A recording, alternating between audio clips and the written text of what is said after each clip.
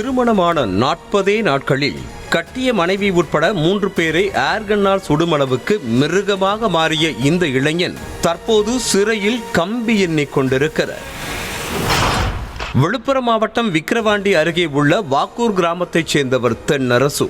எந்த வேலை வெட்டிக்கும் செல்லாமல் ஊர் சுற்றி வந்த இவருக்கும் லாவண்யா என்ற பெண்ணுக்கும் கடந்த 40 நாட்களுக்கு முன்பாக திருமணம் நடைபெற்றுள்ளது. தினமும் மது குடித்துவிட்டு வீட்டுக்கு வந்த தென்னரசு மீண்டும் மது குடிப்பதற்கு பணம் கொடு என கூறி தாய் மற்றும் மனைவியிடம் சண்டை போட்டு வந்திருக்கிறார். அதனால் வீட்டில் தினமும் சண்டை சச்சரவாகவே இருந்து வந்ததாக தெரிகிறது.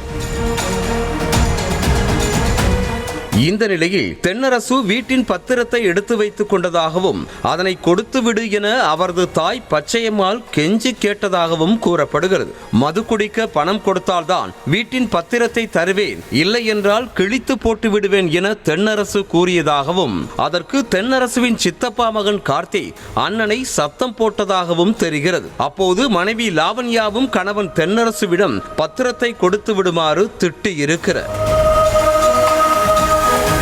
இப்படி தாய், மனைவி, சித்தப்பாவின் மகன் ஆகிய 3 பேரும் சேர்ந்து தனக்கு எதிராக நிற்பதாக ஆத்திரமடைந்த தென்னரசு ஏர்கன் துப்பாக்கியால் 3 பேரையும் சுட்டிருக்கிறார். இதில் கார்த்தியின் தலையில் பலத்த காயம் ஏற்பட்டு கவலைக்கிடமாக இருந்த நிலையில் அவர் சிகிச்சை பலனளிக்காமல் உயிரிழந்தார். இதில் லாவண்யா சென்னை ராஜீவ்காந்தி அரசு மருத்துவமனைக்கு மேல் சிகிச்சைக்காக அனுப்பி வைக்கப்பட்டிருக்கிறார்.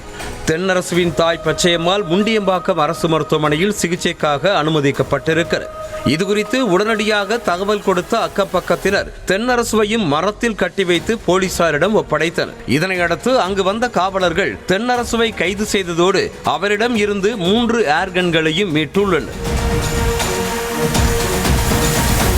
இதனைத் தொடர்ந்து மேற்கொண்ட விசாரணையில் ஆன்லைனில் ஏர்கன்னை தென்னரசு ஆர்டர் செய்து வாங்கியுள்ளது முதற்கட்ட விசாரணையில் தெரிய வந்திருக்கிறது. காட்டுப்பன்றி, முயல் வேட்டைக்கு செல்வதற்காக தென்னரசு ஏர்கன் வாங்கி வைத்துள்ளதாகவும் அதனை வைத்துத்தான் தனது தாய், மனைவி, தம்பி ஆகிய 3 பேரையும் சுட்டதும் தெரிய வந்திருக்கிறது.